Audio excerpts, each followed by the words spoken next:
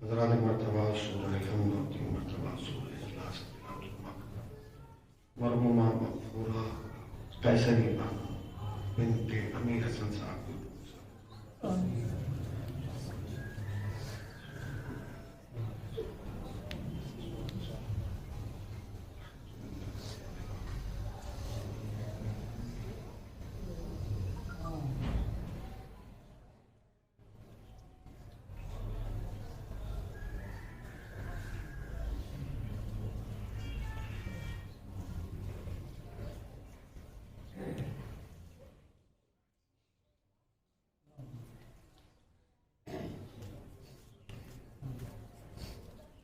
لا حول ولا قوة إلا بالله العظيم.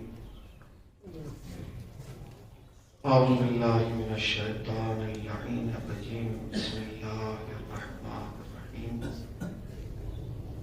الحمد لله الذي ذكره للشرف الذاكرين وشكره فوز للشاكرين دعته نجاة للمطيعين. الصلاة والسلام على رسول الثقلين محبوب رب المشرقين ورب المغربين ولي الدارين إمام القبلتين جد الحسن والحسين أبي القاسم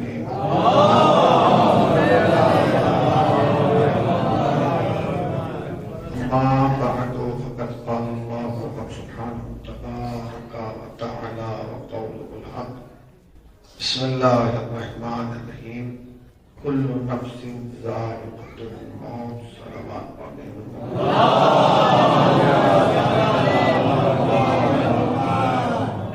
انتہائی وجہ الاحترام علماء کرام اور حاضرین فرش رضا، چونکہ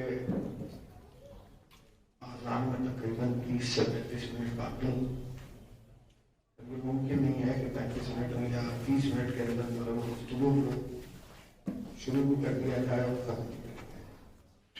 لہٰذا سب میں آذان لازمی ہے. لہٰذا کوشش یہ کی جائے گی کہ آذان سے پہلے فضائل ہو جائیں اور آذان کے بعد مسائل ہو جائیں، کیونکہ ایصال ثواب کی گفتگو ہے اور یہ ہمارا ایک قانون اور اصول اور دستور ہے کہ جب ہمارے درمیان سے کوئی مومن یا مومنہ اس دار فانی کو چھوڑ کر اس عالم بقا میں قدم رکھتی ہے تو ہم اس کی ایصال ثواب کے لیے مجلس حسین برپا کرتے ہیں. علماء بیٹھے ہوئے ہیں، آپ ان سے معلوم کریں کہ ظاہراً مجلس کہتے ہیں مجمع جمع کرنے کو. جہاں مجمع جمع کیا جائے اسے مجلس کہا جاتا ہے، جہاں افراد جمع ہوں اسے مجلس کہا جاتا ہے، جہاں لوگ اکٹھے ہو جائیں اسے مجلس کہا جاتا ہے، جہاں احباب بیٹھ جائیں اسے مجلس کہا جاتا ہے. یہ جتنے ترجمے ہیں یہ آپ لغت کی دنیا میں جب جا کے دیکھیں گے تو مجلس کے معنی یہی ملیں گے کہ جہاں لوگ جمع ہوں اسے مجلس کہتے ہیں، جہاں افراد جمع ہو جائیں اسے مجلس کہا جاتا ہے، جہاں لوگ اکٹھا ہو جائیں اسے مجلس کہتے ہیں، جہاں خانوادہ اکٹھا ہو کے بیٹھ جائے اسے مجلس کہا جاتا ہے. مگر اگر میں یہ کہوں تو غلط نہ ہوگا کہ یہ سارے ترجمے مجلس کے کربلا سے پہلے کے تھے. کربلا کے بعد مجلس کے معنی بدل گئے. جہاں مجمع جمع ہو اسے مجلس نہیں کہا جاتا. جہاں حق اور باطل کے درمیان امتیاز پیدا کر دیا جائے اسے مجلس کہا جاتا. جہاں یہ بتایا جائے کہ حق کیا ہے، باطل کیا ہے، رونگ کیا ہے، رائٹ کیا ہے، اندھیرا کیا ہے، روشنی کیا ہے، تاریکی کیا ہے، اجالا کیا ہے، اسے مجلس کہا جاتا ہے. ہم احسان مند ہیں جناب زینب سلام اللہ علیہا کے کہ جاتے جاتے ہمارے حوالے مجلس کر گئیں، جس کے ذریعے ہم صبح قیامت تک پیدا ہونے والے ہر آدم کے بیٹے اور ہر حوا کی بیٹی کو بتاتے رہیں گے کہ مجلس میں آؤ تاکہ تمہیں پتا چلے کہ قاتل کون ہے اور مقتول کون ہے، قتل کرنے والے کون ہیں اور قتل ہونے والے کون ہیں، گھر لوٹنے والے کون ہیں، گھر لٹانے والے کون ہیں. اگر یہ مجلسیں نہ ہوتی تو دنیا کو پتہ ہی نہ چلتا کہ علیہ السلام کی دنیا اور ہے، رضی اللہ کی کائنات اور ہے. صلوات پڑھیں گے اور محمد وآل محمد پاک. ایک اور صلوات پڑھیں گے اور محمد وآل. روزانہ مجلسیں ہو رہی ہیں، مسلسل مجلسیں ہو رہی ہیں. ایک ایک اتوار میں ایک ایک سنڈے میں جو ہے وہ 5-5 6-6 40 ہو رہے ہیں اور لوگ جمع ہو رہے ہیں اور آ رہے ہیں، سن رہے ہیں اور سن کے جا رہے ہیں اور سنانے والے بھی بہترین سنا رہے ہیں اور سننے والے بھی بہترین طریقے سے سن رہے ہیں. مگر کوشش یہ کی جائے اور سوچا یہ جائے اور فکر اس بات کی جائے کہ وہ جو سنا کے جا رہے ہیں اور جو ہم سن کے آ رہے ہیں اس کا اثر ہماری زندگی پر کتنا ہو رہا ہے. آپ کی سبحان اللہ آہستہ ہو گئی. میں پھر کہہ رہا ہوں، مہم یہ نہیں ہے کہ مجلس میں آ کیسے رہیں، مہم یہ ہے کہ مجلس سے واپس جا کیسے رہیں. اگر مجلس میں آنا اور جانا برابر رہا تو پھر فرق کیا ہے؟ جب مجلس میں آئے تو کیفیت کچھ اور ہو، جب مجلس سے جائے تو کیفیت کچھ اور ہونا چاہیے کہ نہیں، بد تبدیلی ہونا چاہیے کہ نہیں. اصالہ ثواب کی گفتگو ہے، قرآن مجید کی اس آیت کو تلاوت کیا گیا جو مشہور زمانہ ایک بھی فرد بشر اس میں ایسا نہیں ہے جو اس آیت کا حافظ نہ ہو. ہر آدمی کو یاد ہے کہ نہیں، کل نفس ذائقۃ الموت، ترجمہ بھی آپ حضرات کو یاد ہے. ہر نفس کو ذائقہ موت، ذرا زور سے بولیں، چکھنا ہے. ہر نفس کو ذائقہ موت، یہ آپ نے ترجمہ کیا، ہر نفس کو ذائقہ موت چکھنا ہے. اس آیت کے اندر چند باتیں جو آپ نے پہلے سے سنی، نفس، ذائقہ، موت، اور ایک لفظ ہے چکھنا جو آپ نے آخر میں کہا. کبھی آپ نے غور کیا کہ ہماری دنیا میں، ہمارے سماج میں، ہمارے معاشرے میں لفظ چکھنا کا استعمال کیا جاتا ہے؟ اس وقت استعمال کیا جاتا ہے، کس وقت استعمال کیا جاتا ہے؟ میں پوری رات کا سفر کر کے صبح یہاں پہنچا. جب پہنچا تو میں نے کہا صاحب خانہ سے کہ مجھے بھوک لگی. انہوں نے ناشتہ دیا، دسترخوان بچھایا گیا، سفرہ باز کیا گیا، اس پہ دو چیزیں رکھ دی گئی، ایک روٹی اور ایک سالن. کہا مولانا کھا لیجیے. میں نے کھایا اور کہا بتایا تیرا شکر ہے، یہ تو کہا جائے. ہم مجلس کے بعد پھر اسی کمرے میں پہنچے. کمرہ وہی ہے، دسترخوان وہی ہے، افراد وہی ہے، کھلانے والے وہی ہے، کھانے والا بھی وہی ہے. مگر اب دسترخوان پہ ڈشیں زیادہ بڑھ گئی. اب مختلف چیز کی قسم کی چیزیں رکھ دی گئی، مختلف ورائٹیز کی ڈشیں رکھ دی گئی. اب میں نے صبح کی طرح اب بھی ایک ہی چیز سے کھایا، شکم سیر ہوا اور ہاتھوں کو اٹھا کر پروردگار تیرا شکر ہے. تو فوراً صاحب خانہ نے آگے بڑھ کے کہا مولانا یہ کیا کیا؟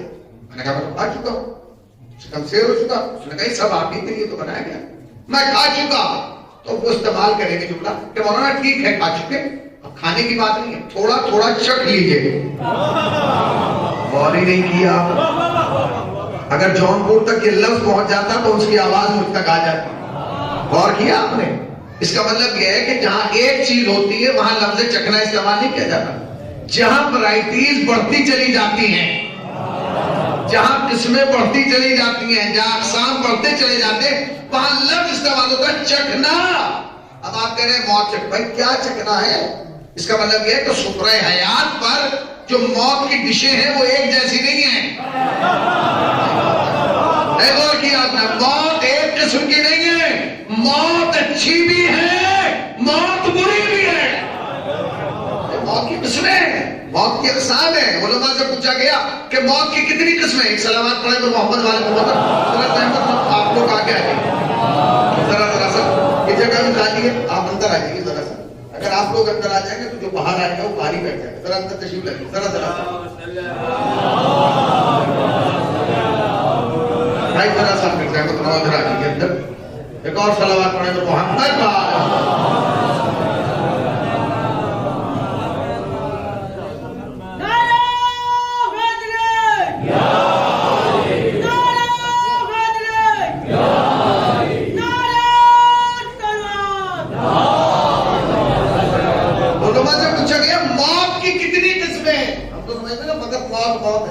موت آ گئی، موت لے گئی، موت آ گئی، یہ لفظ ہمارے یہاں. مگر موت کی قسمیں کتنی ہیں؟ تو علماء نے کہا ظاہری طور پہ موت کی 3 قسمیں.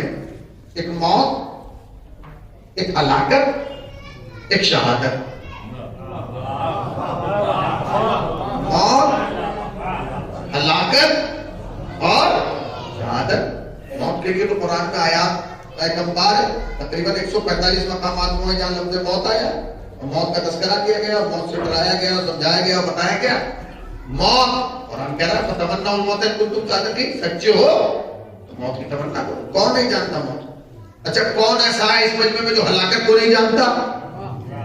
بھائی ہلاکت کے لیے عالم اسلام کی ایک بہت بڑی شخصیت کا قول ہے کہ نہیں، جو اور خاص و عام کو یاد ہے.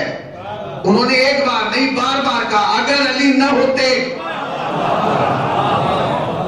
تو میں ہلاک ہو جاتا، اگر علی نہ ہوتے تو میں ہلاک ہو جاتا. سب کو یاد ہے. اور یہ ایک بار نہیں کہا، جو انہوں نے بار بار کہا، تقریباً 70 مرتبہ کا لولا علی اللہ کا. کہا کہ نہیں؟ کہا کہ نہیں؟ افسوس تو ہمیں اسی بات کا کہ 70 مرتبہ لولا کہا، ایک بار مولا نہیں کہا. اگر ایک بار مولا کہہ دیتے تو بات حل ہو جاتی. اب آپ آگے بڑھیں. شہادت کو کون نہیں جانتا؟ مرسل اعظم نے فرمایا اللہ محمد اللہ ہوگا علی محمد مات شہیدہ. تو 3 قسمیں، موت، ہلاکت، شہادت. اچھا دسترخوان پہ 3 قسم کی ڈشیں ہو اور ذائقہ ایک جیسا ہو اور سامنے والا کہ کھا تو لیجیے، ذائقہ ایک ہی جیسا ہے، ٹیسٹ ایک ہی جیسا ہے، تو پھر کھانے کا کیا فائدہ؟ تو یہ جو موت کی قسمیں رکھی ہیں تو اس کی رنگت بھی تو الگ ہوگی، ان کی کیفیت بھی تو الگ ہوگی، ان کی سچویشن بھی تو الگ ہوگی، ان کی صورتیں بھی تو الگ ہوگی.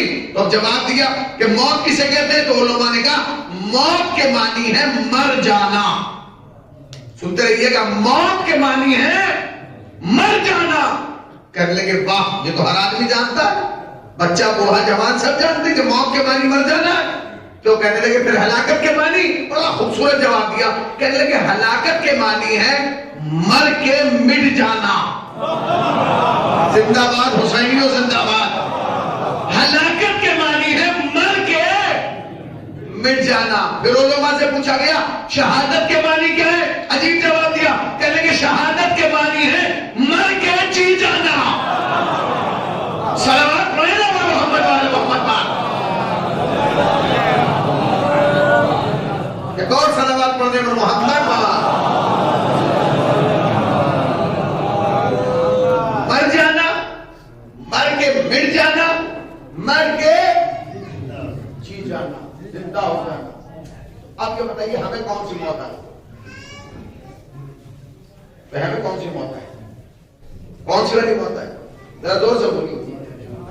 شہادت آئی. ہم سب کو شہادت آئی انشاءاللہ، کیونکہ نبی نے فرمایا اللہ ماتا اللہ ہوگا علی محمد مات شہیدہ. تو یہ سب کو نہیں ملتی. شہادت آسانی سے نہیں ملتی، یاد رکھیے گا. ہمیں جملہ بہت قریب آ کے آپ کہہ رہا ہوں، شہادت آسانی سے نہیں ملتی.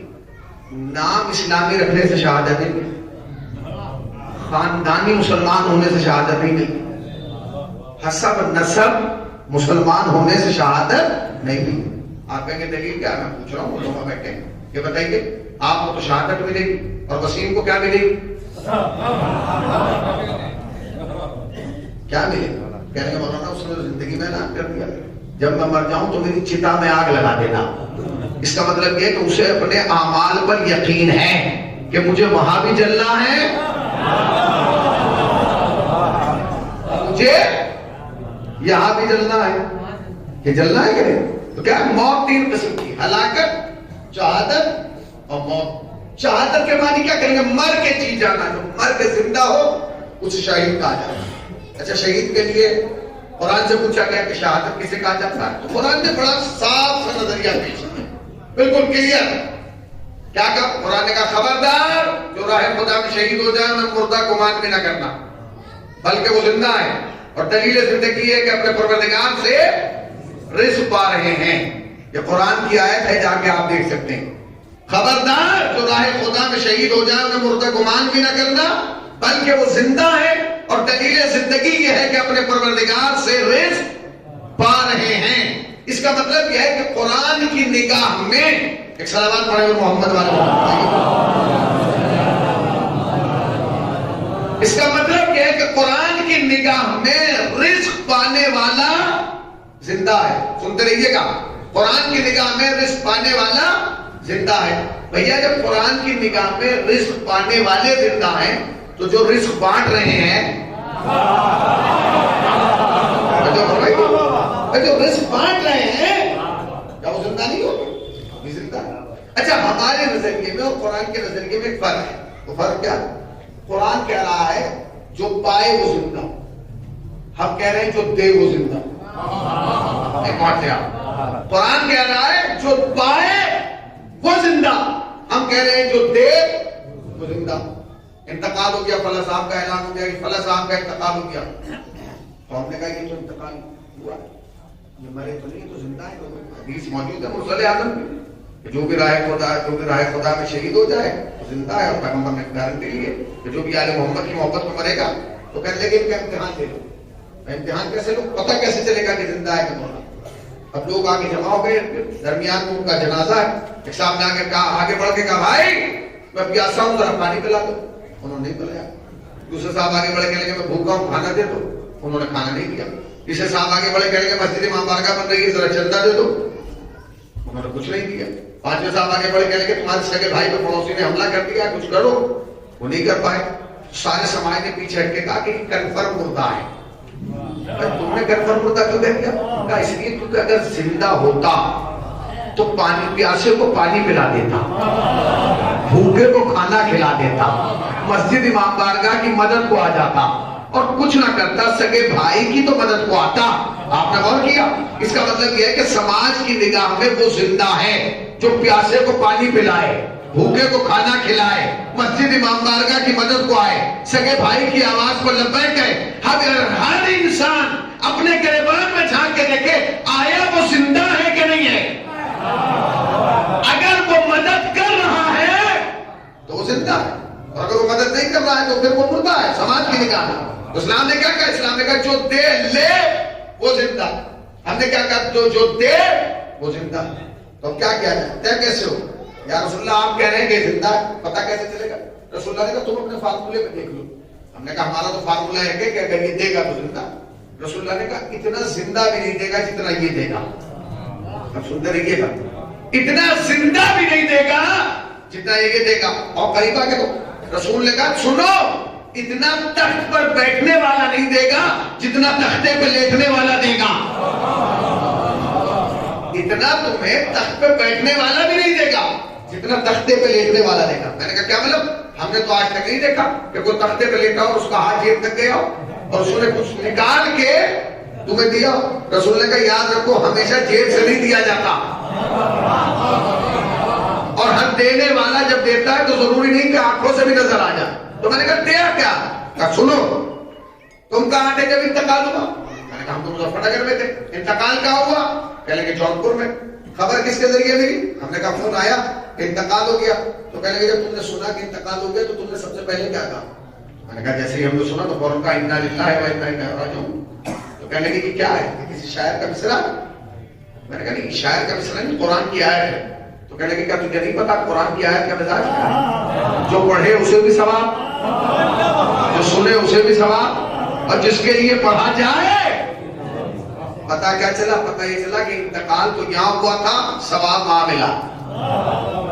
ملا کہ نہیں؟ جس نے بھی اس آیت کی تلاوت کی اس کے نامہ اعمال میں ایک آیت کا ثواب لکھ دیا گیا. آپ کو لیتا ہوا نظر نہیں آیا اور کسی کو دیتا ہوا نظر نہیں آیا، مگر ثواب ملا کہ نہیں؟ بولیے ثواب ملا کہ نہیں ملا؟ ملا. میں نے کہا ٹھیک ہے چلیے بات ختم ہو گئی. اب تو ہمیں آیت پڑھنا ہی نہیں ہے، یہ تو ایک ہی بار پڑھنا تھی، پڑھ دی ختم ہو گئی بات۔ رسول اللہ نے کہا آگے آگے دیکھ کے دیتا ہے کیا؟ میں نے کہا کیا کر روایات اٹھا کے دیکھ۔ اب جو میں نے روایت دیکھی تو یہ تو غریب کر دیا۔ روایت میں ملتا ہے کہ جب کوئی مومن کسی مومن کی خبر انتقال سن کر اپنے گھر سے نکلتا ہے، جب تک وہ اس کے جنازے تک نہیں پہنچ جاتا، اللہ فرشتوں کو حکم دیتا ہے کہ اس کے ہر قدم پر 70 نیکیاں نامہ اعمال میں لکھ دیں۔ صلوات پڑھیں نا محمد وعلی محمد۔ ہر قدم پر 70 نیکیاں نامہ اعمال میں لکھ دی جائیں۔ لکھی جائیں گی کہ میں آپ سے پوچھ رہا ہوں کہ آپ سے کچھ لے رہا ہے یا دے رہا ہے؟ میں دے رہا ہوں۔ ایک آیت کا سوال اس لیے کے ذریعے ملا، ہر قدم پر 70 نیکیاں نامہ اعمال میں۔ ہم تو یہ سوچ رہے تھے کہ یہاں سے وہاں تک جانا ہے، سفر کی صعوبتیں، مشکلات ہیں، گرمی سردی ہے، کیسے سفر کریں گے، ٹکٹ کنفرم نہیں ہے، بسوں سے جانا ہوگا۔ مگر آپ کو کیا پتا، بس فرق یہ ہے کہ آپ کلومیٹر جوڑتے ہیں، اللہ قدم جوڑتا ہے۔ ہر قدم پہ جزا ملے گی، ہر قدم پہ جتنے قدم آپ چلیں گے۔ یاد رکھنا جوانو، یہ جنازے بوجھ نہیں ہے، انہیں بار نہ سمجھو، انہیں بوجھ نہ سمجھو۔ یہ تم سے کچھ لے کے نہیں جا رہے ہیں، تمہیں کچھ دے کے جا رہے ہیں۔ اب آپ آگے پہنچتے ہیں آپ تشییع جنازہ، پہلے ایک آیت کا سوال ملا، پھر ہر قدم پر 70 نیکیاں مل گئی۔ آپ پہنچے مرحوم یا مرحومہ کے گھر، آپ نے جا کے پوچھا وارث کون ہے؟ انہوں نے کہا یہ بچہ ہے۔ آپ ان سے ملیے، آپ نے اسے بلائے، عادت کے مطابق آپ نے بچے کو قریب بلایا، اس کے سر پہ ہاتھ پھیر دیا، عادت کے مطابق دے رہا، سر پہ ہاتھ پھیرا اور آپ پیچھے ہٹ گئے۔ دو جملے آپ نے کہے، خدا کری کا رحمت فرمائے، یہیں تک ساتھ تھا، بڑے اچھے تھے یا بڑی اچھی تھی، خدا ان کے درجات بلند کرے۔ ہو گیا بات تمام۔ آپ کو کچھ ملا؟ نہ کوئی دیتا ہوا نظر آیا، نہ کوئی لیتا ہوا نظر آیا، آپ نے تو ہاتھ پھیرا ہے بس اور آپ پیچھے ہٹ گئے۔ مگر اگر آپ کو یہ پتا ہوتا کہ آپ کے سر پہ ہاتھ پھیرنے سے کیا ملتا ہے، اس کیفیت کو آپ محسوس کرتے ہیں۔ جانتے ہیں معصوم نے کیا فرمایا؟ سنیے، معصوم نے فرمایا جب کوئی مومن کسی مومن کے یتیم کے سر پر ہاتھ پھیرتا ہے تو جتنے بال اس کی ہتھیلی کے نیچے آتے ہیں نا، اللہ فرشتوں سے کہتا ہے ہر بال کے بدلے میں نیکی نامہ اعمال میں لکھ دو۔ اور کیا؟ بالوں کے بدلے میں، سر کے بدلے میں نہیں، بال کا گننا آسان نہیں ہے۔ اگر بال کا گننا آسان ہوتا، جو جب جناب امیر نے کہا تھا کہ پوچھو کیا پوچھنا ہے، جو ساتھ بیچ سے اٹھے کریں گے علی بتائیے میرے سر میں بال کتنے؟ مولانا نے کہا کیا بتا دوں گا، تو کیا گن لے گا؟ تو کہنے لگے گن تو نہیں پاؤں گا۔ تو کہنے لگے پھر بیٹھ جاؤ اور یاد رکھ جتنے بال ہیں ہر بال کی جڑ میں شیطان بیٹھا ہے جو تجھے قیامت تک گمراہ کرتا رہے گا۔ اور صاحب پوری توجہ، قبلہ پوری توجہ۔ تو کیا فرمایا؟ فرمایا آپ خود دیکھیے، کیفیت دیکھیے۔ ہم کلومیٹر جوڑتے ہیں، اللہ قدم جوڑ رہا، ہم سر گنتے ہیں، اللہ بال گن رہا ہے۔ معصوم کی حدیث کیا ہے؟ جب کوئی مومن کسی مومن کے یتیم کے سر پر ہاتھ پھیرتا ہے، جتنے بال اس کی ہتھیلی کے نیچے آتے ہیں، ہر بال کے بدلے میں اللہ فرشتوں کو کہتا ہے کہ نیکیاں نامہ اعمال میں لکھ دو۔ یہ قول موجود ہے، جا کے کتابوں میں دیکھ لیجئے گا، اور اس پر سب کا یقین بھی ہے کہ جب ہم سر پہ ہاتھ پھیرتے ہیں تو جتنے بال ہتھیلی کے نیچے آتے ہیں، ہر بال کے بدلے میں نیکیاں ملیں گی۔ تو ایک جملہ کہوں، جو میرے سر پہ ہاتھ پھیرے گا اسے نیکیاں ملیں گی، جو آپ کے سر پہ ہاتھ پھیرے گا اسے نیکی ملے گی، جو ان کے سر پہ ہاتھ پھیرے گا اسے نیکی ملے گی۔ تو ذرا ہوش کے ناخن لاؤ اور دماغ کھول کے سوچو، جو تمہارے اور میرے سر پہ ہاتھ پھیرے اسے تو نیکی ملے، تو جو 17 برس تک محمد کے سر پر ہاتھ پھیرتا رہا۔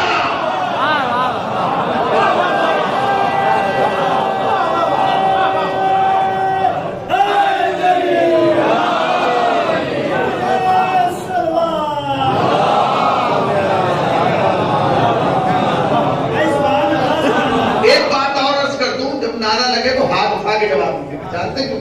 اس لیے کہ WHO سے لے کے اور چھوٹے سے حکیم تک سب نے یہ ریسرچ کر کے دنیا کو بتا دیا کہ کرونا ہاتھ ملانے سے پھیل رہا ہے، علی کے نام پہ ہاتھ اٹھانے سے نہیں پھیل رہا ہے۔ صلوات پڑھو محمد حاجی محمد پاک۔ تو جو جتنے بال ہتھیلی کے نیچے آئیں گے، ہر بال کے بدلے میں نیکیاں نامہ اعمال میں لکھ دی جائے. اب مرسل اعظم کی ایک حدیث اور سن لی. مرسل اعظم نے فرمایا کہ اگر کوئی شخص اس دنیا میں کسی یتیم کی کفالت کرتا ہے, آپ یتیم جانیں, یتیم کی کفالت کرنا بہت زیادہ سخت ہے, یتیموں کا خاص خیال رکھا گیا. مولا کائنات کی جو وصیت ہے اس میں یتیموں کے لیے خاص طریقے کی وصیت کی گئی. اور مرسل اعظم کا یہ قول کہاں لے جائیں گے آپ؟ مرسل اعظم نے فرمایا کہ جو کوئی شخص اس دنیا میں کسی یتیم کی کفالت کرتا ہے, اگر کسی نے اس دنیا میں کسی یتیم کی کفالت کی تو مرسل اعظم فرماتے ہیں کہ جو اس دنیا میں کسی یتیم کی کفالت کرے گا وہ آخرت میں میرے ساتھ ایسے رہے گا. نبی نے انگلیاں دکھائیں, کیسے رہے گا؟ ایسے, اتنے قریب. جا کے دیکھ لیجیے گا. اس حدیث کو ہمارے بڑے بھائیوں نے بھی جگہ دی اپنی کتاب میں. انہوں نے کہا ہے کہ نبی نے فرمایا کہ جو کوئی کسی یتیم کی کفالت کرے وہ نبی کے ساتھ ایسے رہے گا. تو کم سے کم کتابوں میں جہاں یہ لکھا ہے نیچے یہ بھی تو لکھو کہ جو کسی کی کفالت کرے وہ تو نبی کے ساتھ رہے گا. تو جو اسی کی کفالت کرے صلوات پڑھنا اور محمد والا محمد کا, جو کسی کی کر رہا ہے وہ تو نبی کے ساتھ رہے گا, اور جو اسی کی کر رہا ہے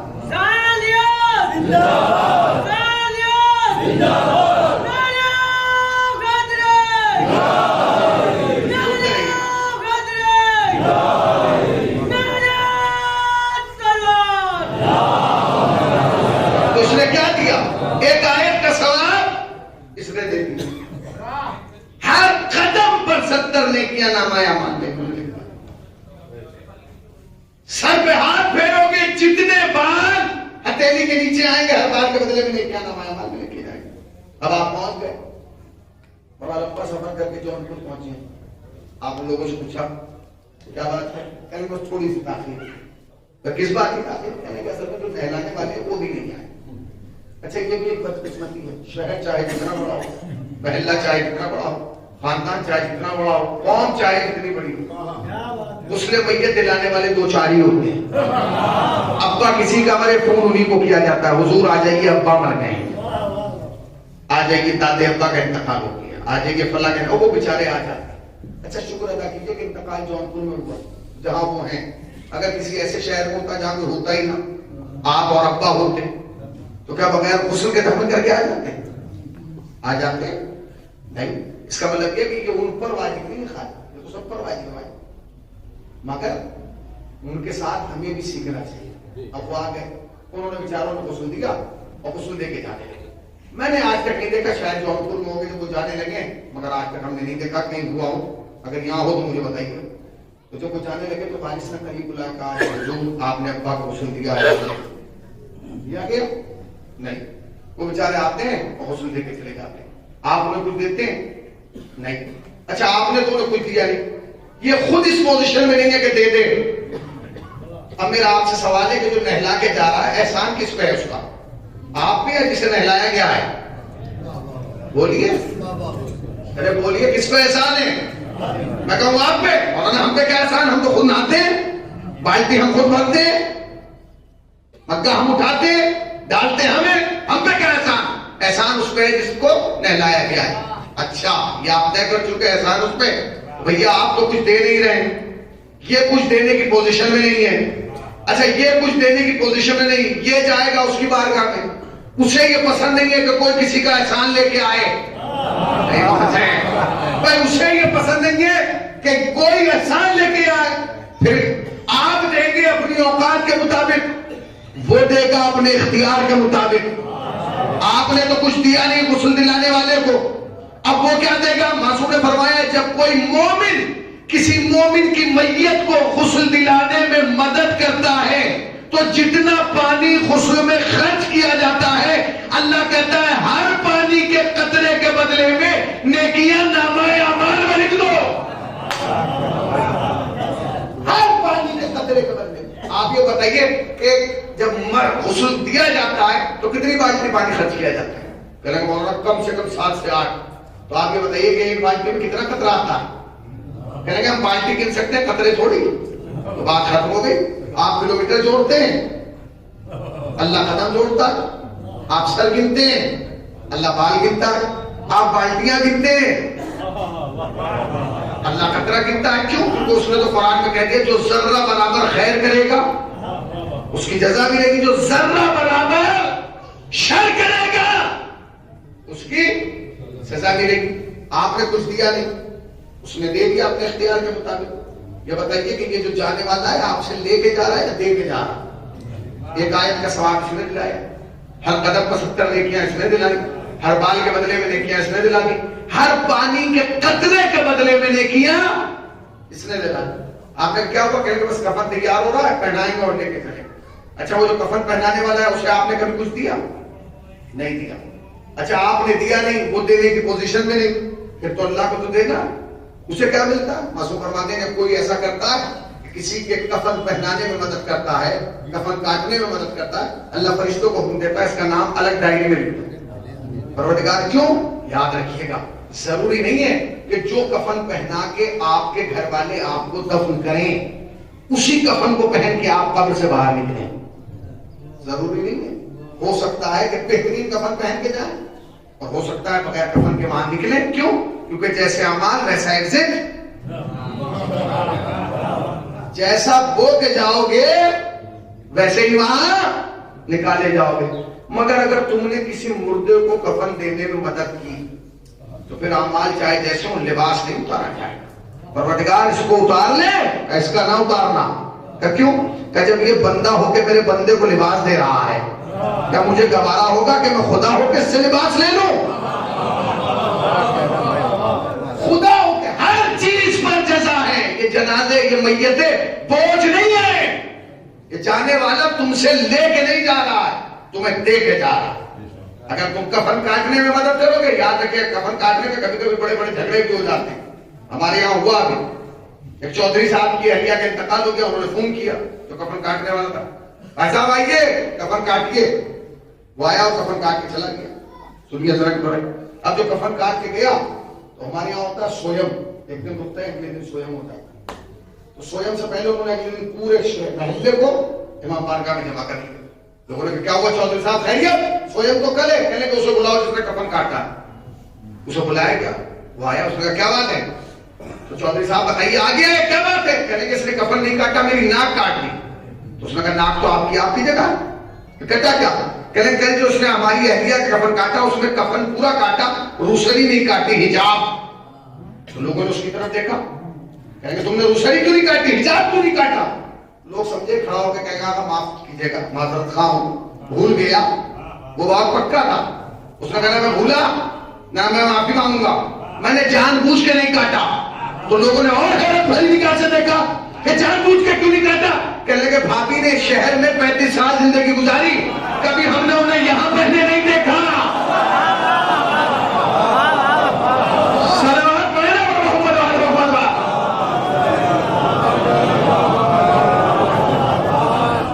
ہم نے کبھی کیا پہنے ہوئے نہیں دیکھا وہاں. اچھا آپ جانتے ہیں، دیکھیے آپ کو یہ بات بخوبی پتا ہوگی، علماء کہتے ہیں آپ پوچھیے ان سے گواہی نہیں. جب عورت جاتی ہے تو مکھنا پہن کے، اور جب مرد جاتا ہے تو اس کے سر کا امامہ باندھ دیا جاتا ہے. باندھ دیا جاتا ہے کہ باندھا جاتا ہے کہ نہیں؟ ارے بولیے میں غلط کہہ رہا ہوں کہ صحیح؟ آپ کی پرابلم یہ ہے کہ آپ صحیح پہ بھی چپ رہتے ہیں، آپ غلط پہ بھی چپ رہتے ہیں. جب سے آپ نے نیچے بیٹھ کے چپ ہو کے سننا شروع کیا نا، لوگوں نے یہاں سے غلط پڑھنا شروع کر دیا ہے. جب تک صحیح پڑھوں ہاں میں ہاں ملائیے، جب غلط پڑھوں کہہ دیا نیچے اتر جائیے. اس لیے کہ ممبر میرے باپ کا نہیں ہے، حسین کے نانا کا ہے. بتائیے، پوچھیے ایسا لگتا ہے جب آدمی یہاں سے جاتا ہے، مرد جاتا ہے تو کیا پہن کے جاتا ہے؟ امامہ. عورت جاتی ہے تو مکھنا. پھر سن لیجیے، مرد جاتا ہے تو امامہ. انجینئر ہے امامہ پہن کے جائے گا، ڈاکٹر ہے امامہ پہن کے جائے گا، پروفیسر ہے امامہ پہن کے جائے گا، جو بھی ہوگا امامہ. کہ کیوں پہنایا جا رہا ہے؟ شاید اس لیے کہ اماموں سے دشمنیاں نہ لو، اماموں کو برا بھلا نہ کہو. قبر کے ادھر بھی امامہ ہے، قبر کے ادھر بھی امامہ ہے. اس کا بوجھ بہت خطرناک ہے. اسے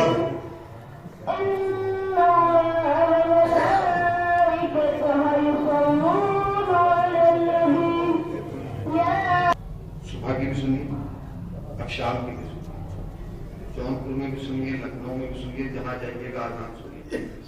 ہر جگہ آپ کو ایک جیسی سنیں گے، کوئی فرق نہیں ہوگا۔ اس لیے کیونکہ ہم نے غدیر کو چھوڑا نہیں ہے، غدیر کو پکڑا ہے۔ غدیر کو پکڑنے کا اور علی کو نہ چھوڑنے کا ایک فائدہ یہ بھی ہوا کہ آذان آج تک ایک جیسی ہے۔ جنہوں نے علی کو چھوڑا انہیں کچھ ملا ہی نہیں۔ علی کو چھوڑ کے آج تک کوئی شخصیت نہیں ملی، علی کو چھوڑ کے آج تک کوئی ترانہ نہیں ملا۔ حد تو یہ ہے کہ جنہوں نے علی کو چھوڑا آج تک صحیح اذان بھی نہیں بنا پائی۔ یہی وجہ ہے صبح کی اور ہوتی ہے، شام کی اور ہوتی ہے۔ صلوات پڑھیں پر محمد وآل محمد کا۔ ایک اور صلوات پڑھنے پر محمد وآل محمد کا۔ اور کیا آپ نے کیا کہا؟ انہوں نے کہا کہ یہ کیا کیا؟ اس نے کہا میں نے جان کے نہیں کہا۔ کیوں؟ اب آپ 35 سال میں آ رہی ہیں، کبھی یہاں حجاب میں نہیں دیکھا؟ تو اس نے فوراً کہا ارے یہاں پہننا کہ نہیں، وہاں پہننا ضروری ہے۔ اس کا مطلب یہ ہے کہ ہر بے غیرت مرد یہ جانتا ہے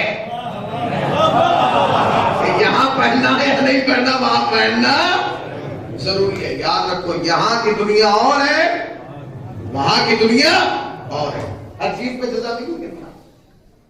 بھائی آپ سے کچھ لیا تو نہیں، اب تک دے ہی تو رہا، کفن پہنا دیا گیا اور جلدی جلدی۔ اب جب کفن تیار ہو گیا، پہنا دیا گیا، انہوں نے جنازہ تیار ہے، اٹھا لیجیے۔ لوگ آئیں اور جنازے کو اٹھائیں، کاندھا دیں۔ تو شریعت کا قانون کیا ہے؟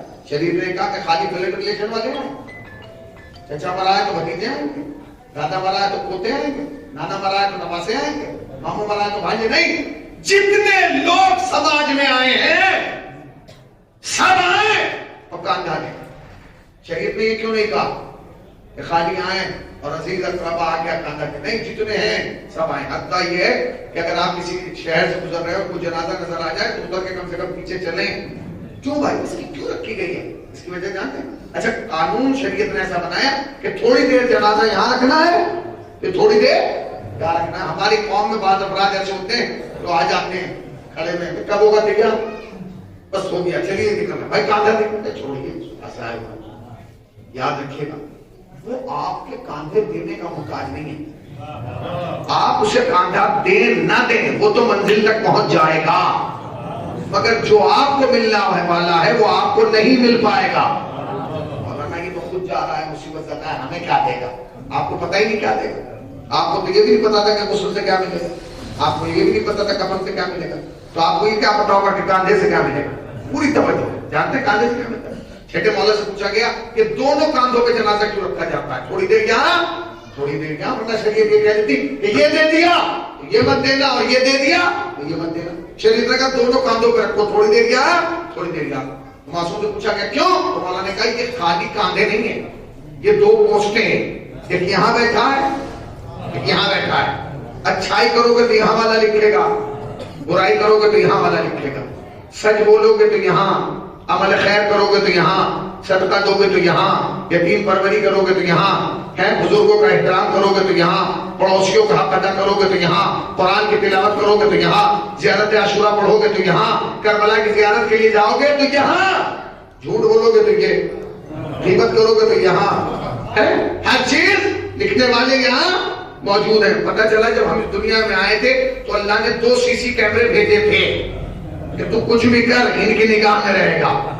اب جیسے ہی آپ نے جنازہ اٹھا کے اس کاندھے پہ رکھا اور چلے تو اس نے لکھنا شروع کیا، اتنے قدم چلا، اتنی دیر چلا، اتنی دیر رکا، اتنی صحبتیں برداشت کی، گرمی اتنی تھی، سردی اتنی تھی، حرارت اتنی تھی، اور ایسے میں لے کے چل رہا تھا، یہ لکھتا جا رہا تھا کیونکہ اس کا کام لکھنا تھا۔ اب وہی جنازہ اس کاندھے پہ آ گیا تو یہ تو بیٹھا ہوا ہے، اللہ نے فرشتے نے کہا لکھ، پروردگار میں لکھوں کیا؟ یہ جھوٹ بولے گا تو لکھوں گا، غیبت کرے گا تو لکھے گا، اب تو یہ عمل خیر کر رہا ہے۔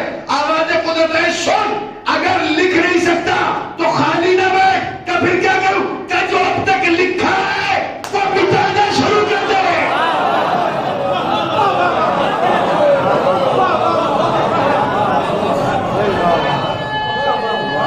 دکھائی گئی مل کے جو اب تک لکھا ہے وہ مٹانا شروع۔ ایران نے بڑی ترقی کی ہے، ایران نے آئٹم بنا دیا، یہ بنا دیا، وہ بنا دیا۔ ایران نے ایک ترقی ہو، ایران نے ایک ربڑ بنائی ہے ریزر، اس کی قیمت رکھی ہے 5 لاکھ روپے۔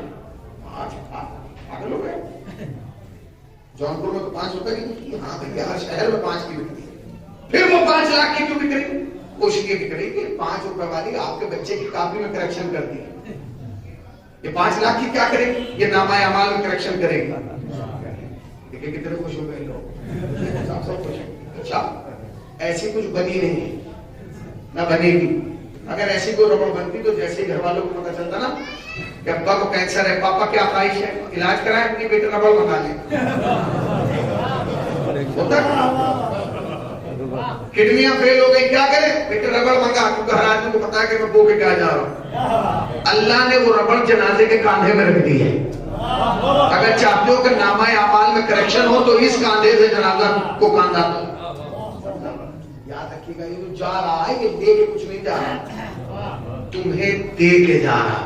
मैंने एक जगह मुसाफी पढ़ दिया कि जो इस कांधे पे जनाजा रखेगा तो जितने इधर लिखा होगा उल्टा सीधा वो निकलता रहेगा जब तक रखेगा। एक साहब ने कांधे पे जनाजा रखा, छोड़ ही नहीं रहे, छोड़ ही नहीं, पूरा गांव आ गया लगा हमें भी मौका दो, कह लगे नहीं। लोगों ने कहा हम समझ गए, हम तो तुझे बड़ा अच्छा समझते थे, आज मत समझ रहे ना, सलावत पढ़े और हर चीज पे जज़ा है, हर चीज पे जज़ा है। ये खुश बातें अगर दरमियान में ये बातें ना की जाए तो आप सो जाएं और फिर आप जाके कहेंगे मजलिस नहीं चली। मजलिस नहीं चलते, किरदार चलते हैं। मजलिसें नहीं चलती हैं, आपके जहनों में बात चलती है। ठीक है, हर चीज पे जज़ा मिली। एक आयत का सवाब इसने दिलाया, हर कदम पे सवाब इसने दिलाया, हर बालों के बदले में सवाब इसने दिया, पानी के कतरे के बदले में सवाब इसने दिया। कफन देने में यहाँ मदद करोगे तो वहां लिबास के साथ उठाए जाओगे। कांधा यहां से दोगे तो खैर में इजाफा, यहां से दोगे तो बुराइयों में कमी होती चली जाएगी। जनाजा उठ गया, ले आया, आपने लाके जनाजा रखा, मौलाना आइए नमाज जनाजा पढ़ा दी। मौलाना आ गए, नमाज जनाजा के लिए खड़े हो गए। अब मेरा आपसे एक सवाल, जब नमाज जनाजा होती है मौलाना आगे होते हैं जनाजा? बोलिए नहीं, जरा जोर से बोलिए। जब नमाज मैयत होती है, जब नमाज जनाजा होती है, आलिम दीन आगे होता है ये जनाजा? सब जोर से बोले, शिराज हिंद में पढ़ रहा हूं और रिकॉर्ड हो रही है बात। जनाजा, अच्छा जब नमाज पंजगाना आगे होती है तो आप आगे होते हैं मौलाना? मौलाना ना तय हो गई। जब नमाज मैयत तो जनाजा आगे, जब नमाज पंजगाना तो मौलाना आगे, आप पीछे। बहुत दौड़ है मौलवी से आगे निकलने की। आलिम को पीछे छोड़ो, आलिम से आगे निकलो। याद रखना, दुआ करो कि वो दिन जल्दी से ना आए कि तुम्हें आगे लाया जाए। जब तक जिंदा हो आलिम के पीछे हो, जिस दिन मुर्दा हो गए आलिम के, आप तुम्हें तय करना है कि तुम्हें समाज में जिंदा बन के रहना है या मुर्दा बन के रहना है। लाके रख दिया गया, लाके रख दिया जाता है। मौलाना आइए नमाज मैयत पढ़ा दीजिए और मौलाना पढ़ लेंगे, भाई इजाजत दो। उसने इजाजत दी और मौलाना ने कहा अल्लाह अकबर, 5 तकबीरें, अल्लाह अकबर, और 4 जिक्र, चाहे उसे मुख्तसर कर लीजिए चाहे तमील कर लीजिए। अब कहा अल्लाह अकबर, ये 5 तकबीरें क्यों की? दुनिया शियत में बहुत बड़े मुफस्सिर कुरान, खुदा उनको हयात तुलानी अता फरमाए, आयतुल्लाह मोहसिन कराची, उन्होंने बड़ा प्यारा जुमला लिखा। उन्होंने लिखा कि ये 5 तकबीरें, अच्छा ये कौन सी वाजिब है? इसे कहा जाता है वाजिब किफाई। क्या मतलब है? एक पढ़ले सबसे साबित। खुदा की कसम, अगर सुबह की नमाज वाजिब किफाई होती, जोहर की होती और असर की होती, हम पे कोई फर्क ना पड़ता। जैसे हमने मौलाना रखे तनख्वाह पे, जैसे मौजिन रखा है, वैसे कौम मिलकर एक आदमी रख देती, भैया तू पढ़ ले, हमसे साबित हो जाए। एक पढ़ ले, कितना अच्छा होता कि अगर सुबह की नमाज वाजिब किफाई होती, एक पढ़ता सबसे माफ हो जाए। मगर खाली नमाज मैयत रखी गई है पूरे महल्ले पे, पूरे शहर पे वाजिब, एक पढ़ ले तो सबसे साबित। आयतुल्लाह मोहसिन कराची से पूछा गया क्यों?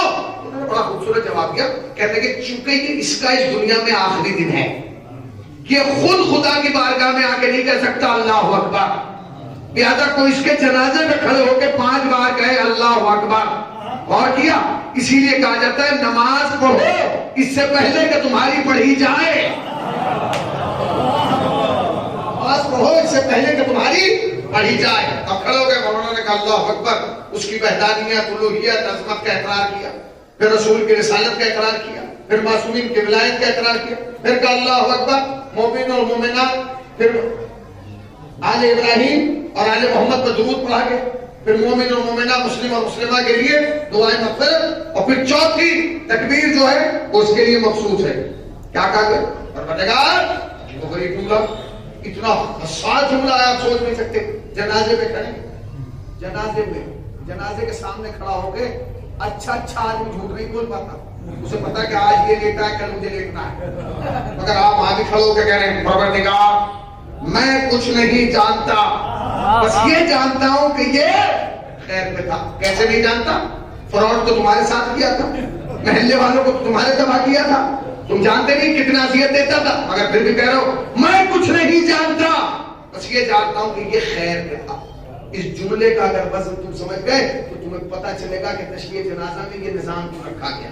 جانتے ہیں علماء عرفان کہتے ہیں کہ اگر کسی میت پر 40 مومن کھڑے ہو کے کہتے پروردگار ہم کچھ نہیں جانتے، بس یہ جانتے کہ خیر پہ تھا.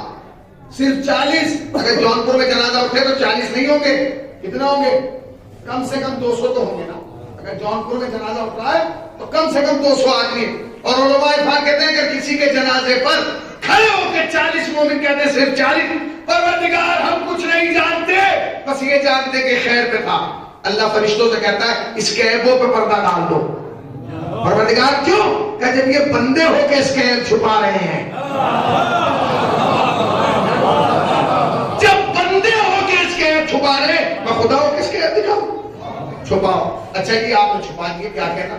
جنازے میں 200 آدمی تھے، اس کو تو 40 میں کام ہو گیا، اس کو تو عیب 40 میں چھپ گئے.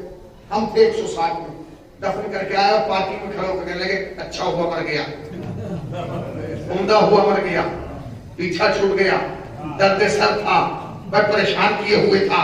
اب میں یہ پوچھ رہا ہوں کہ جو آپ تبصرہ کر رہے ہیں پارکنگ میں، پیڑ کے نیچے، امام بارگاہ کے ذہن میں، اور ان کے دروازے پہ، گلی میں، چوراہے پہ، اس کی ہمیں سزا ملنا ہے جزا ملنا ہے؟ بس 2 منٹ میں بتا دیں سزا. کیوں؟ اس لیے کہ آپ نے میت کے سامنے کھڑے ہو کے یہ نہیں کہا تھا اے بھتیجے تیرا چچا خیر پہ، بھانجے تیرا ماموں خیر پہ تھا، پوتے تیرا دادا خیر پہ تھا، بیٹے تیرا باپ خیر پہ تھا. نہیں، آپ نے گواہی دی تھی اس وحدہ لا شریک کے سامنے پروردگار تیرا بندہ خیر پہ تھا. تو تم یہ سوچو جس اللہ کو یہ پسند نہیں کہ بندہ بندے کو دھوکہ دے، اسے یہ کیسے پسند ہوگا کہ بندہ اللہ کو دھوکہ دے؟ یہ تو اللہ کو دھوکہ دے رہا ہے.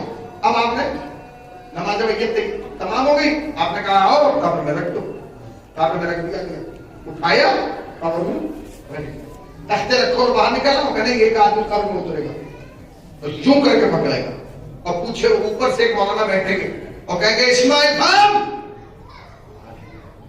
وہ ہلائے. جب کہیں گے اسماعیل فہم تو وہ ہلائے. جا کے دیکھیے، آپ سوچئے اسماعیل فہم. سب سے پہلا جملہ تلقین میں یہ رکھا گیا اسماعیل فہم یا فلاں ابن فلاں، ہے کہ نہیں؟ اچھا اگر ہم ڈائریکٹ یا فلاں ابن فلاں سے شروع کریں، ہم ڈائریکٹ نہیں سے شروع کریں یا فلاں ابن فلاں، کام شروع ہو جائے گا. نہیں، پہلے کہا اسماعیل فہم. ایسا لگ رہا ہے کہ تلقین نہیں ہو رہی، مجلس ہو رہی ہے کہ خطیب نقطہ پڑھنے سے پہلے بیک گراؤنڈ بنا رہا ہے. توجہ سنیے گا، سمجھیے گا میں کیا کہہ رہا ہوں، میری بات پہنچ جانا چاہیے. اب جو ہم نے تلقین سنی تو تلقین تھوڑی تھی، وہ تو مجلس تھی. جو مجلس میں سنایا جاتا ہے وہ تلقین میں سنایا جا رہا تھا. ہلا ہلا کے سن، سمجھ کیا سن، تیرا اللہ یہ ہے، تیرا قبلہ یہ ہے، تیری کتاب یہ ہے، تیرا نبی یہ ہے، تیرا پہلا یہ ہے، تیرا دوسرا یہ ہے، تیرا تیسرا یہ ہے، تیرا چوتھا یہ ہے، تیرا پانچواں یہ ہے، تیرا چھٹا یہ ہے، تیرا ساتواں یہ ہے، تیرا آٹھواں یہ ہے، تیرا نواں یہ ہے، تیرا 10واں یہ ہے، تیرا 11واں یہ ہے، تیرا 12واں یہ ہے. اسی لیے کہتے ہیں مجلسوں میں آیا کرو تاکہ جب قبر میں سنایا جائے تو احساس نہ ہو کہ قبر میں لیٹے ہو یا مجلس میں بیٹھے ہو.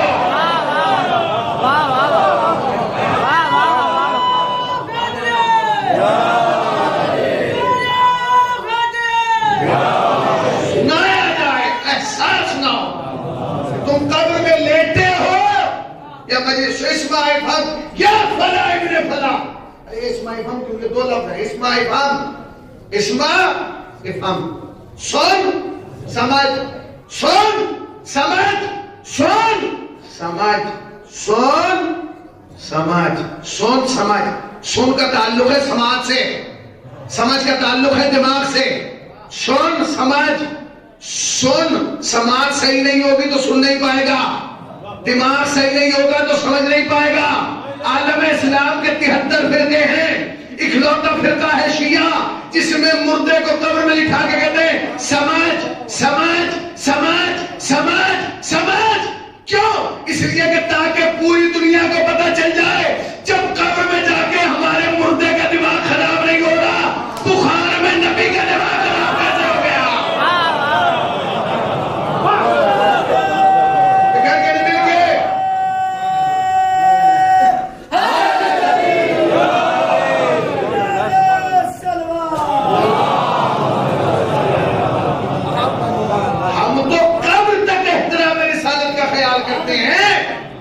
یاد رکھنا جو رسول کا نہیں وہ ہمارا نہیں. ہم رسول کے ہر دور کے دشمن پہ لعنت کرتے ہیں. آپ نے غور ہی نہیں کیا، رسول کے ہر دور کے دشمن پہ لعنت کرتے ہیں اور کرتے تھے، کرتے ہیں اور کرتے رہیں گے. ہر دور کا دشمن اس دور کے یزید پہ کرتے ہیں، اس دور کے وسیم پہ کرتے ہیں. ہمارا کسی سے کوئی نہیں ہے کیونکہ تشیعوں میں جو کچھ ملا ہے وہ رسول سے ملا. ہم نے جسے بھی لیا رسول سے لیا. ہم علی کو بھی اس لیے مانتے کیونکہ نبی نے دیا ہے. اب لوگ کہہ رہے ہیں کہ وسیم سے قطع تعلقی کا اعلان کرنا ہے. ارے بھائی قطع تعلقی تو کا اعلان کو کرے گا جس کے تعلقات ہوں. ہاں شیعوں نے تو بہت دنوں پہلے وسیم سے قطع تعلقی کا اعلان کر دیا. دیکھیں ہر قوم میں تعلقات ختم کرنے کے اپنے اپنے طریقے ہیں. ولیمے میں نہیں جائیں گے ہمارے تعلقات خراب ہیں، بارات میں نہیں جائیں گے ہمارے تعلقات خراب ہیں، عقیقے میں نہیں جائیں گے ٹھیک ہے، فلاں میٹنگ میں نہیں جائیں گے، ان کے ہاں پروگرام میں نہیں جائیں گے. شیعوں میں تعلقات ختم کرنے کے دو طریقے. جب کسی سے شیعہ تعلقات ختم کرتے ہیں دو کام کرتے ہیں. پہلے اس پہ لعنت کرتے ہیں، دل بھر کے خوب لعنت کرتے ہیں. جس پہ ہم لعنت کرتے ہیں سمجھ لو ہمارا کوئی تعلق نہیں. پوری توجہ، پہلے لعنت کرتے ہیں اور اگر جرم بڑا ہو تو پہلے لعنت کرتے ہیں پھر پتلا جلا دیتے ہیں. پہلے لعنت کرتے ہیں پھر پتلا جلا دیتے ہیں. شیعت کی 1400 برس کی تاریخ رہی ہے جس پہ ہم لعنت کر کے پتلا جلا دے. سمجھ لو نہ کل ان سے تعلق تھا نہ آج ان سے تعلق ہے.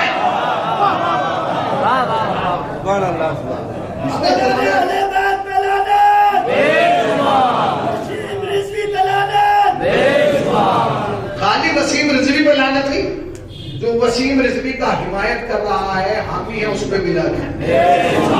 جو وسیم رضوی کو سپورٹ کر رہا ہے اس پہ بھی لعنت. جو وسیم رضوی کی زبان بول رہا ہے اس پہ بھی لعنت. اور جن کی وسیم رضوی زبان بول رہا ہے ان پر بھی لعنت. اور جو وسیم رضوی کو پال رہے ہیں ان پر بھی لعنت. اور جنہیں وسیم رضوی پال رہا ہے ان پر بھی لعنت. اور جنہوں نے وسیم رضوی کو وسیم رضوی بنایا ہے ان پر بھی لعنت.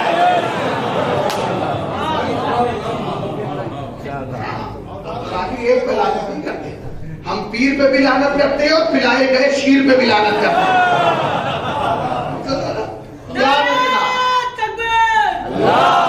وسیم شیعہ ہے، شیعہ سنی جب آخری جملہ وسیم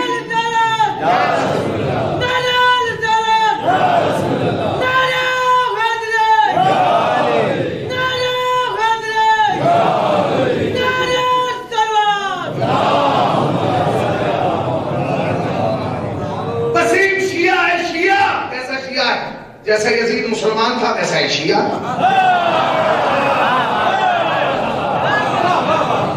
جیسا وہ مسلمان تھا ویسا ہی شیعہ. ہم اس پہ بھی لعنت کرتے ہیں اور اس پہ بھی لعنت کرتے ہیں. نہ وہ ہمارا رشتہ دار تھا نہ ان کا. وہ تو خود کہہ چکا میں مر جاؤں تو میری چتا کو آگ یہ لگائیں گے. اس نے خود ڈھونڈ لیا کہ اسے پتا تھا کہ اس کو دفنانے کے لائق کوئی صورتحال نہیں بچی. اب لوگ کہہ رہے ہیں کہ جی انہیں مسلمانوں کو قبرستانوں میں دفن نہ کیا جائے. بھیا آپ ٹھیکیدار ہو رہے ہیں، مسلمانوں کے قبرستانوں میں تو نہ جانے کن کن کو دفن کر دیا گیا مگر دفن کرنے سے کوئی فرق پڑا؟ کل بھی لعنت ہو رہی تھی، آج بھی لعنت ہو رہی ہے. اس لیے کہ ہم کردار قبر دیکھ کے نہیں کرتے، ہم لعنت قبر دیکھ کے نہیں کرتے، ہم لعنت کردار دیکھ کے کرتے ہیں. چاہے جائے بنا لی جائے، مگر اگر لعنت کا مستحق ہے تو لعنت وہیں پہنچے. ٹھیک ہے جو ہلایا آپ نے کہا اس بات کو سن اور سمجھ. اچھا کمال ہے. آخری بات، یہ تلقین سنانے کا فارمولا یہ میری سمجھ میں آج تک نہیں آیا. ایک چھوٹا سا طالب علم کی حیثیت سے میں کہا میری سمجھ میں مول صاحب آج تک یہ بات نہیں ہے.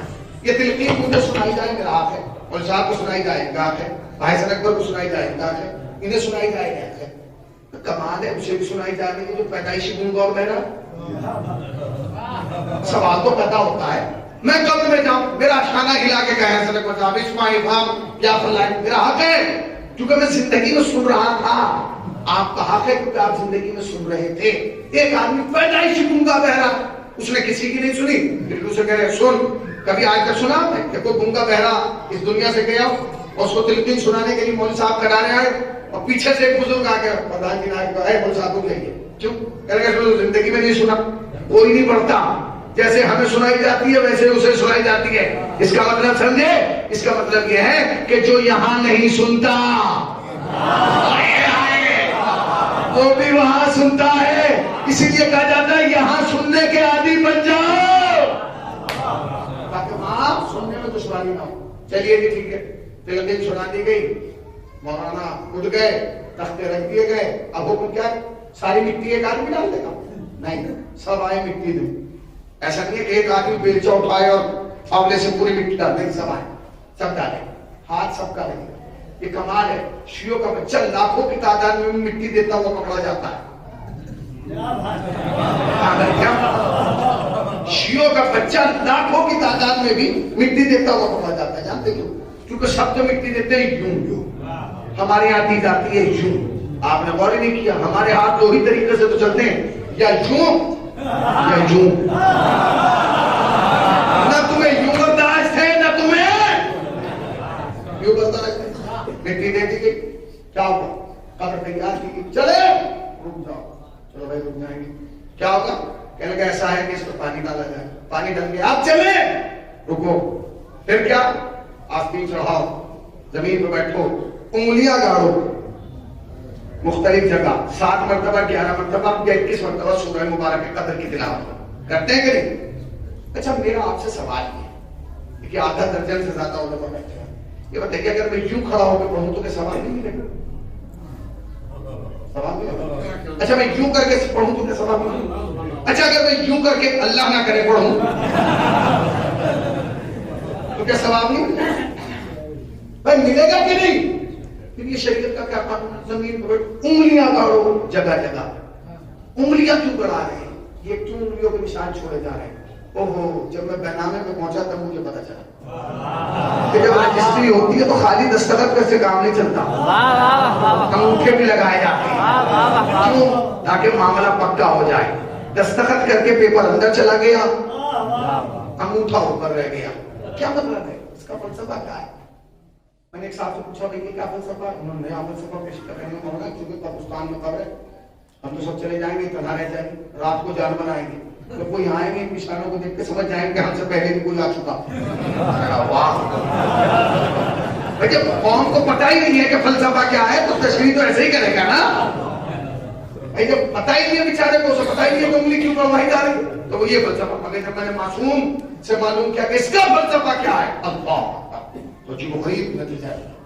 فرماتے ہیں کہ جب کوئی مومن کسی مومن کی قبر پر انگلیاں گاڑ کے سورہ مبارک قدر کی تلاوت کرتا ہے، جب تک آپ کی انگلی کے نشان قبر پر موجود رہیں گے صاحب قبر پہ عذاب نہیں ہوگا، فشار نہیں ہوگا. وہ فشار قبر، تنہائی قبر، خلوت قبر سے محفوظ رہے گا. غور کیجیے گا قبر کے نیچے بھی ہم جیسا ہے، قبر کے اندر بھی اور قبر کے اوپر بھی ہم جیسا. آپ اپنے گریبان میں جھانک کے دیکھیں کیا ہمارے اندر کوئی ایسی چیز ہے کہ ہماری انگلیوں کے نشان سے صاحب قبر کے لیے عذاب میں، فشار میں، تنہائی میں کمی ہو جائے؟ نہیں. مگر معصوم فرماتے ہیں کہ اگر کسی مومن کی قبر پر مومن کی انگلیوں کے نشان آ جائے تو قبر پہ عذاب نہیں ہوتا. جملہ کہوں آخری آدمی تک چوک کھڑے ہوئے، ہم اسی لیے تو سکون سے مرتے ہیں، ہم اسی لیے بے خوف مرتے ہیں کیونکہ ہم جانتے ہیں جب قبر کے اوپر مومن کے ہاتھ کے نشان آ جائے تو قبر پہ عذاب نہیں ہوتا. تو اگر قبر کے اندر جناب امیر آ جائے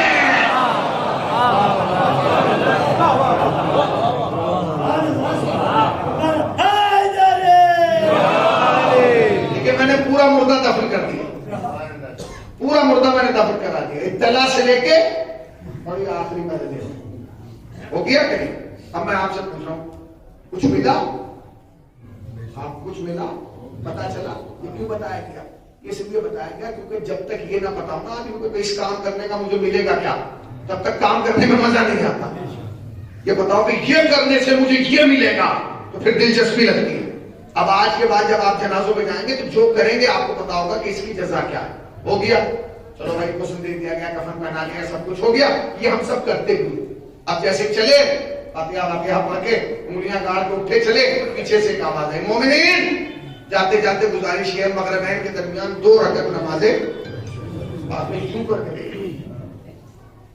اب بھی سکون نہیں مل رہا، پورا دل خراب ہو گیا، تھک لیے ہیں، حالات خراب ہیں، کوئی پوچھنے والے نہیں ہے کہ کچھ کھایا کہ نہیں، چائے صبح سے نصیب نہیں ہوئی، سمجھ گیا، پان دور سے دیکھنے کو نہیں مل رہا، نہیں پڑھیں گے کیوں؟ کیونکہ یہاں تو کاندھا اس لیے دیا کیونکہ سماج دیکھ رہا تھا، گھر والے دیکھ رہے تھے، خاندان والے دیکھ رہے تھے۔ میں یہ جملہ کہوں، کوئی بھی عمل سماج کو دکھانے کے لیے نہ کرو، خدا کی رضا کے لیے کرو، اہل بیت السلام کی رضا کے لیے کرو۔ نہیں ٹھیک ہے ہوتا ہے، نہیں پڑھتے، بعض ہوتے ہیں پڑھ لیتے ہیں، بعض والے نہیں پڑھنا، پورے دن رہ گئے، اب کون ہے؟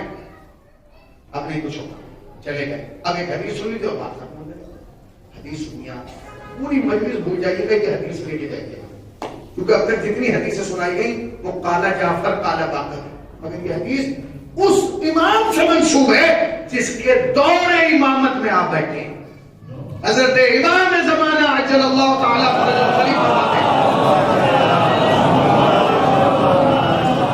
سنیے گا پوری توجہ، میری ہاتھ جوڑ کے آپ سے گزارش ہے، بس اس حدیث کو لے جائیں گے کافی ہے، میں سمجھوں گا میرے لیے بھی تو شاید آخرت ہے، مرحوما کے لیے بھی تو شاید آخرت ہے۔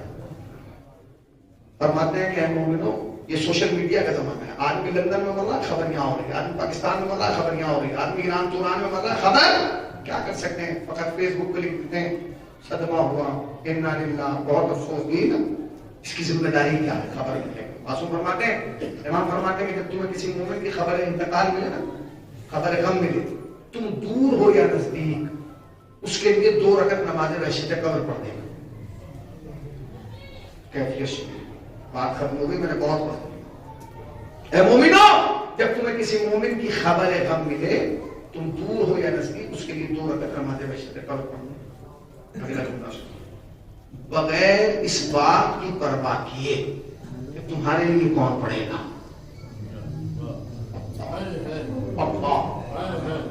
سنیے، بغیر اس بات کی پرواہ کیے کہ تمہارے لیے کون پڑھے گا، میں مہدی وعدہ کرتا ہوں، اگر آج تم نے اس کے لیے پڑھی تمہارے لیے میں پڑھوں گا۔ ختم ہو گئی، میں ختم ہو گئی۔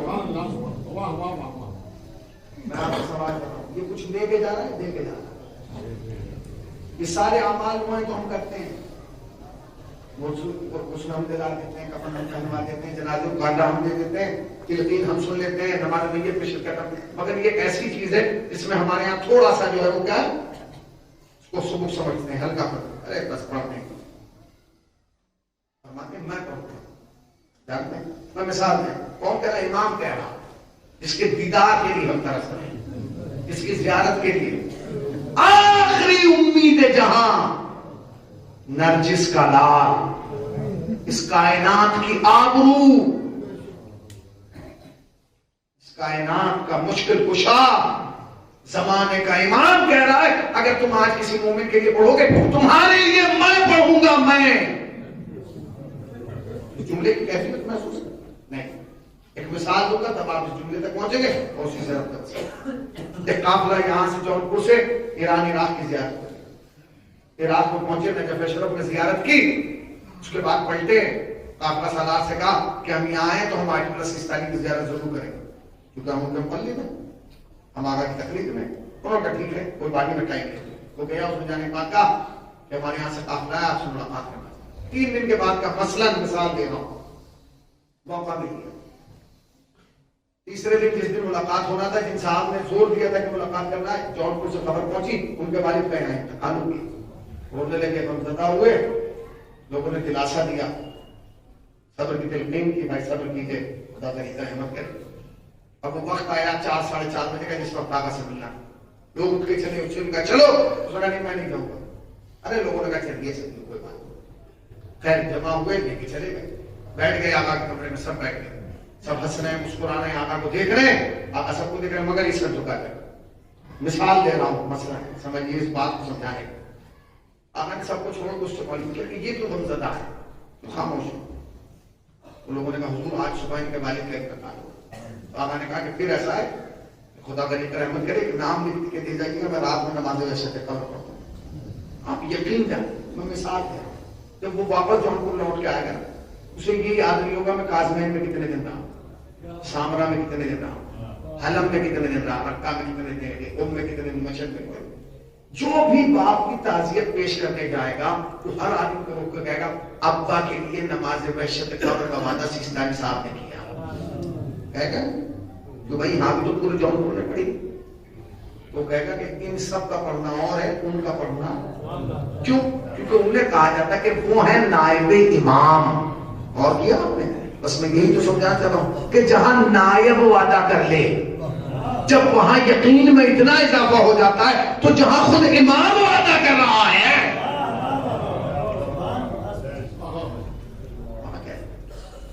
کسی چیز کو ہلکا نہ سمجھیں، کسی چیز کو بوجھ نہ سمجھیں۔ یہ جنازے آپ سے کچھ لینے نہیں آئے، آپ کچھ دینے آئے۔ کوئی تم سے کچھ لے کے نہیں جاتا ہے، تمہیں کچھ دے کے جاتا ہے۔ یہ پوری تقریر جو میں نے پڑھی، کہاں سے پڑھی؟ میں نے جیب سے پڑھ دی، اپنے پاس سے پڑھ دی؟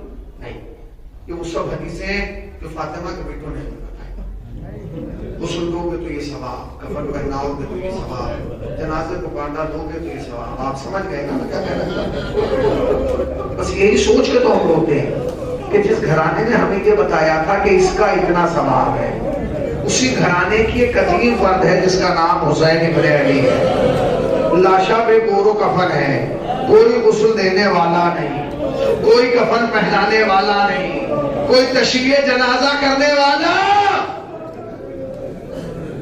ایک بیٹا، اسی کی کیفیت یہ ہے، ہاتھوں میں ہتھکڑیاں ہیں، پاؤں میں بیڑیاں ہیں، گلے میں توق ہے، کمر پہ لنگر ہے، اور گنج شہیدہ سے کہتا ہوا گزر رہا ہے بابا معاف کر دیجئے گا، کفن نہیں دے سکتا، پھوپھی کے سر پہ چادر نہیں ہے۔ جزاک اللہ، مولا تمہیں غم نہ دے سوائے غم سرکار سید الشہداء ہے۔ جانتے ہیں مرحومہ کے سارے ثواب کی وجہ سے خدا مرحومہ کو غریب کی رحمت فرمائے، خدا ایسے ریبانوں کو جوار حضرت زہرا میں جگہ عنایت فرمائے۔ اگر آپ نے ایک بات پہ بھی عمل کیا تو یقین جانیے کہ مرحومہ کے لیے توشہ آخرت ہوگا۔ بس جملہ سن لیجیے گا، ہاں ایک ماں کے سارے ثواب کی وجہ سے۔ جب ماں کا تذکرہ ہوتا ہے نا تو کوئی ماں یاد آئے نہ آئے، حسنین کی ماں ضرور یاد آئے، بہت یاد آئے۔ میں نے آپ کو سب کچھ سنایا۔ جب مرسل اعظم کا وقت آخر آیا نا اور آپ اس دنیا سے جانے لگے تو جبرائیل آسمان سے ایک ٹکڑا لے کے آیا، ایک پارچے کا، کہنے لگے یا رسول اللہ، اللہ نے یہ آپ کی کفن بھجوایا۔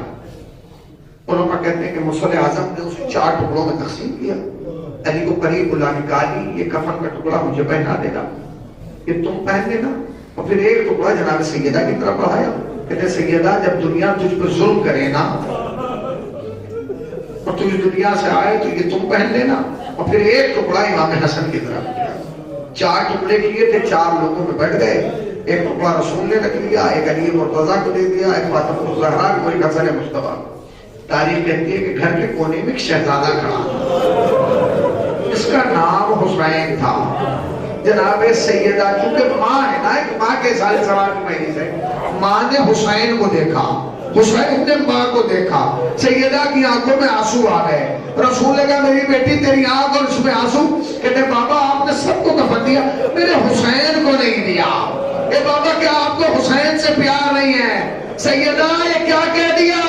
ارے مجھے حسین سے زیادہ کسی سے پیار نہیں۔ کہا تو بابا کفن کیوں نہیں دیا؟ اے میری بچی، کفن اسے دیا جاتا ہے جسے غسل دیا جائے۔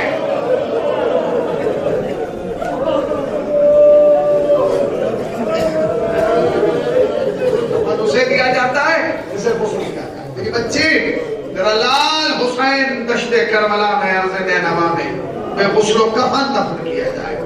تو دو جملے اور سن لو۔ ماں ہے نا، احساس ہوا، یاد رکھیے گا ماں ایک ایسا حساس رشتہ ہے، زندگی میں بہت زیادہ خوشی ملے تو ماں یاد آئے، زندگی میں بہت زیادہ غم ملے تو ماں یاد آئے۔ انسان کتنا ہی بڑا کیوں نہ ہو جائے مگر ماں کے رشتے میں بڑا حساس ہوتا ہے۔ ماں جانتے ہیں مرحوم رضا سیزوی شاہ صاحب کا پورا کلام ہے ماں کے عنوان سے، اس کے مطلع پر کبھی غور کیا آپ نے؟ جو مطلب موت کی آغوش میں جب تھک کے سو جاتی ہے ماں، تب کہیں جا کر رضا تھوڑا سکون پاتی ہے۔ جب ہماری والدہ کا انتقال ہوا تو ہم نے رضا صاحب کو بلایا، وہ مرحوم آئے، انہوں نے یہی کلام پڑھا۔ جب وہ کلام پڑھ کے بیٹھ گئے تو میں نے کہا چچا یہ جو مطلع میں آپ نے ماں کا تذکرہ کیا نا، یہ ہماری اور آپ کی ماں ہے، یہ ہماری اور آپ کی ماں ہے۔ ہماری اور آپ کی مائیں وہ ہیں جنہیں قبر میں جا کے تھوڑا سا سکون مل جاتا ہے۔ کہنے لگے کیوں مولانا؟ میں نے کہا ایک ماں وہ ہے جسے قبر میں بھی سکون نہ ملا۔ وہ کس کی ماں ہے؟ وہ حسین کی ماں ہے۔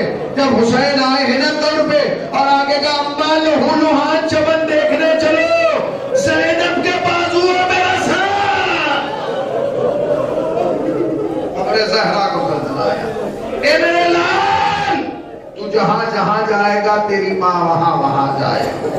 یقین بتائیے، یقین سے بتائیے، کیا سیدہ نے حسین کا ساتھ نہیں دیا؟ جہاں جہاں سیدہ حسین گئے سیدہ نے وہاں وہاں حاضری درج کرائی۔ جب 28 رجب کوئی قافلہ چلا تو حسین نے تمام خواتین کو یہ حکم دیا کہ سب اپنے کمروں میں قفل لگائیں، تالا لگائیں، کلید اور چابی صغرا کو دیتی رہیں۔ ہر خاتون آئی چابی صغرا کو دی اور آگے بڑھ گئی، مگر جب آخر میں جناب زینب نے آگے چابی دی نا تو جناب صغرا نے چابی لینے سے منع کر دیا، کلید لینے سے منع کر دیا۔ جناب زینب نے کہا صغرا کیوں نہیں لیتی؟ کہا پھوپھی اماں کیا آپ یہ سمجھ رہی ہیں کہ مجھے معلوم نہیں؟ کیا نہیں معلوم؟ کہا پھوپھی اماں مجھے معلوم ہے کہ اب جو میرا بابا جا رہا ہے لوٹ کے نہیں آئے گا۔ میری بچی تجھے کس نے بتا دیا؟ کہتے پھوپھی اماں آپ سب تو رات میں سو جاتے ہیں نا، میں بیمار ہوں، مجھے راتوں کو نیند نہیں آتی۔ اے پھوپھی اماں میں دیکھ رہی ہوں چند راتوں سے کوئی بیوی ہے جو ہماری چھت پہ آ کے رو رہی ہے۔ پھوپھی اماں میں نے ایک دن برداشت کیا، 2 دن برداشت کیا، مگر پھوپھی اماں رات اس کے رونے میں اتنا کرب تھا مجھ سے برداشت نہ ہوا۔ میں رسے کا سہارا لے کے چھت پہ پہنچی، میں نے دیکھا کہ گھر کے چھت پہ کونے میں ایک کالے برقعے والی بیوی بیٹھ کے رو رہی ہے۔ میں نے کہا آپ کیوں رو رہی ہے؟ یہ کہنا تھا، اس نے کہنا شروع کیا واہ حسینہ واہ غریبہ۔ میں نے کہا بی بی آپ کون ہے؟ یہ کہنا تھا، اس بی بی نے نقاب اڑا دی، صغرا نہ پہچانا، تیری دادی فاطمہ، اے میری بچی، اب جو تیرا بابا جائے لوٹ کے نہیں آئے گا، کربلا آباد کر لے گا، مدینہ۔